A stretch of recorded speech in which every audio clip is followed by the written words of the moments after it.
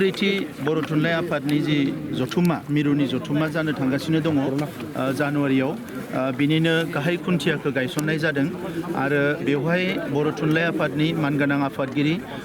doctor सुरत नार्जारी सार लोगोसे बानजाय आफादनि आफादगिरि आसाम एसेम्ब्लिनि स्पिकार बिश्वजित दैमारी बिथाङाबो बाहागो लादों आरो गोबां बेवहाय माखासे मानगोनां सुबुंफ्रा बाहागो लादों जोंनि गासैबो माहारि आफादफ्रा बाहागो लादों आं मिजिंथिदों डिमाकुसिनि जि जानो गोनां बर' थुनलाइ आफादनि जथुम्मा बियो जोबोद जारिमिनारि जागोन आरो जाफुंसार जागोन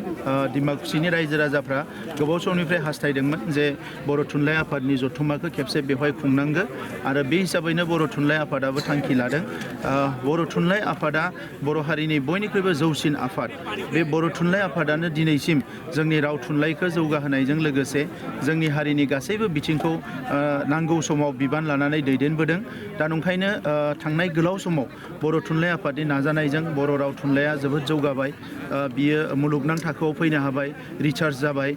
8 सिडिउलाव थिसनजाबाय आं मिजिंथिदों नैबे जथुम्मानि उनाव आरोबाव बर' राव थुनलाइखौ जौगाहोनो थाखाय थुनलाइ आफादा मोजां थांखि लानो हागोन आरो जोंनि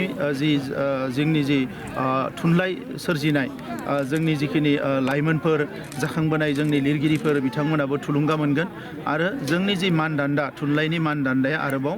गोजौआव थांबावगोन गाहाय आलासि महरै हादरनि सोलोंथाइ मन्थ्रि बिथांखौ गाहाय आलासि महरै हादोरनि सोलोंथाइ मन्थ्रि बिथांखौ प्रप'ज खालामदों गाबोन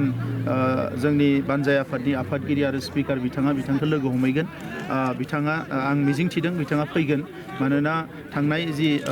बड'लेण्ड महोत्सब जादोंमोन दिल्लीयाव बेवहायबो फैदोंमोन आरो जों खावलायदोंमोन बिथांखौ फैनांगौ होननानै आरो बिथाङा फैगोन होनदोंमोन दा बेनिखायनो आं मिजिंथिदों बिथाङा बेवहाय बाहागो लाफैगोन बिथांनि अनगायैबो बर' थुनलाइ आफादनि दालायफ्रा बांलादेश नेपाल वेस्ट बेंगल गोबां जायगाफ्राव दङ बिथांमोनाबो बाहागो लाफैगोन आरो गुबुन रोखोमनि स्कलार्सफोरखौबो बेवहाय लिंनाय जादों